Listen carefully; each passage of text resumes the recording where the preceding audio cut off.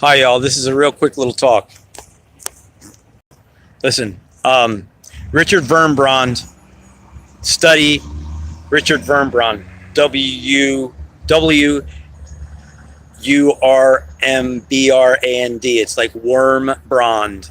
Study Richard Wurmbrand on YouTube. That guy was put in a cell for 14 years because he stood up in communist Romania and he said communism is declaring atheism as the state religion, and we cannot agree that there is not a God. So they locked him up for 14 years. He was tortured, he was alone, he was in solitary confinement. And he started a thing called the Voice of the Martyrs. The Voices of Martyrs has basically discerned that at a minimum, there are about 325,000 human beings who are killed for their faith and just loving God and wanting to communicate and interact with Jesus around the world. During the Vietnam War, which lasted about 11 years altogether, during the Vietnam War, there were 75,000 United States service people who died across 11 years. 75,000 died across 11 years. But 325,000 people, or maybe 1 million people, die every year just because they're into Jesus. Now, Richard Wurmbrand was questioned. He was asked, would you rather your grandchildren grow up in a persecution zone of the world or in a freedom of religion zone of the world? And he said, this is a very difficult question.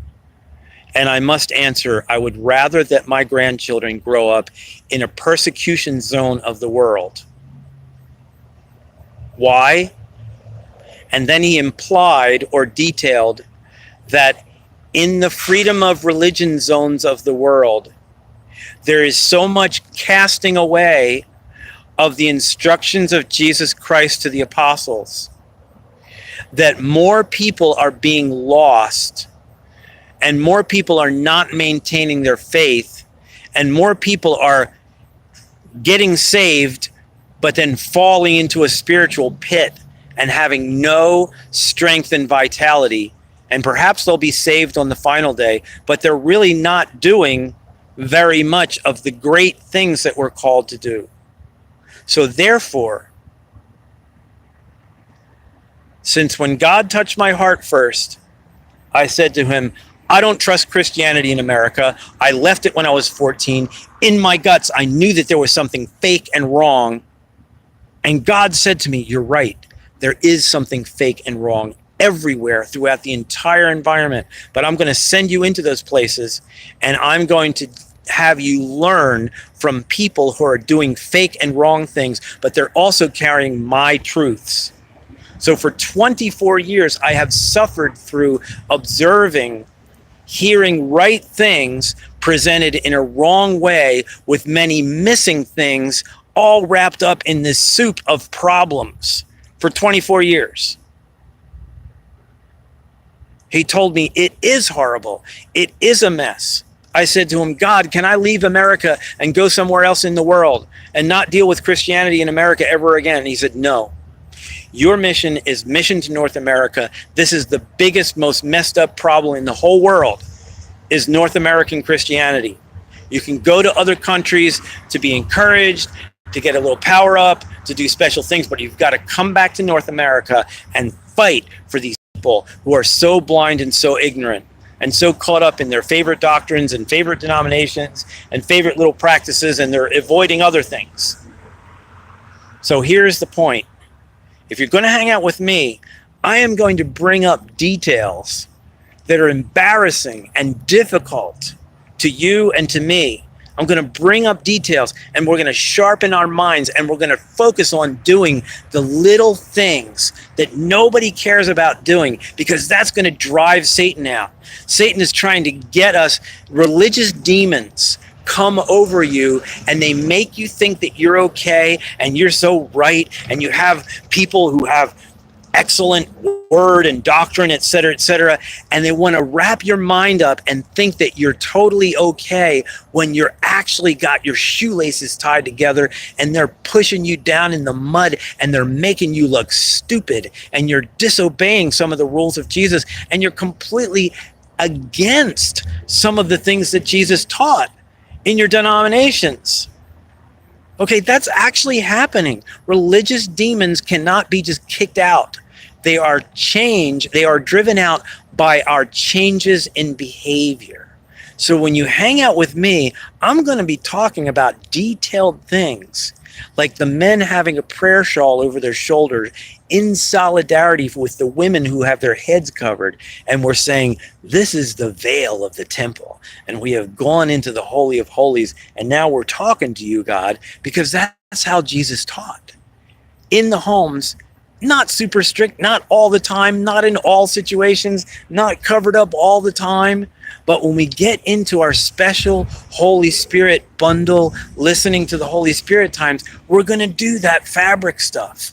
And there's other things. The men and women are going to be real about their lives and their bodies, like in Leviticus 15.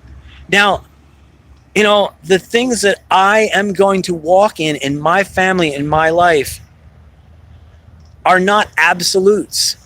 And many people are not going to be interested in them. But I am a detail person and a warrior. And I'm a fine, precise person. And I am seeking the things that get ignored by people that actually allow you to maintain your faith better.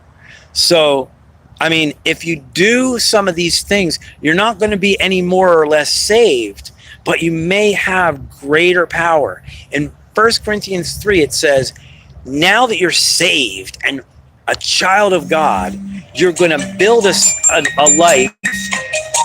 You're going to build a life, and that life is going to be built with either wood and hay and straw, which in the testing fire of the great and final day maybe burn up, or you're going to build with gold and silver and precious stones. Now, gold and silver and precious stones are purchased by emotional courage and faith. Faith equals risk. Faith means you're risking things that feel a little emotionally uncomfortable, and you're doing stuff that feel a little out of the ordinary in order to obey God and really get better results because of your obedience. Just like King Saul didn't do, he didn't obey God, and he was pushed away from God. We want to obey the details that God is asking us that are actually a little bit uncomfortable to do, and not come up with our own little ideas of, oh, I'm going to have religious fun by making sacrifices out of these animals that I caught. And God said, no, kill them all. You can't make them into sacrifices for me. They're wicked. They're filthy. They're ugly. I don't like them. I don't want them. So in my life, if you're going to hang with me, we're going to find these fine details and put them into our ordinary lives. And we're not going to be any more or less saved than everybody else, but we may have more success in rescuing souls, in feeling refreshed, in driving out demons of anxiety and worry and discord and infirmity and illnesses. Gosh, I mean, if we follow some of these things, some of your strongholds and your physical problems may start going away. So that's my talk. You want to worry about American Christianity, you want to wish you were in a persecution zone, and you want to find the details that Satan doesn't want you to find, and you want to gather up and do those things with your children in your homes with celebration and fun and joy, because the things that Jesus has taught us to do are goodies that keep us safe. Let's find all the goodies from Jesus and the apostles' teaching and do everything in the Holy Spirit. Those are the two big gifts that he's given. He's given the Holy Spirit, and he's given his teachings, which we call the apostles' teachings, that actually keep us safe in the day-to-day life of the family in the home. And those apostles' teachings are not written down in detail in the New Testament. They're actually in the lineage of the church tradition. And we can find some of these things by reading the early Christian writings and seeing, oh, this is what Jesus meant with that. And this is how they were doing this thing. And this is how they continued to do blah, da, da, da, da, da, da. So stay tuned. understand that American Christianity is super dangerous, and that means we need to be super sharp. Come on, let's team up and do the greatest job of being friends with Jesus of anybody that we've ever met. Okay? Come on, let's go. Let's do this.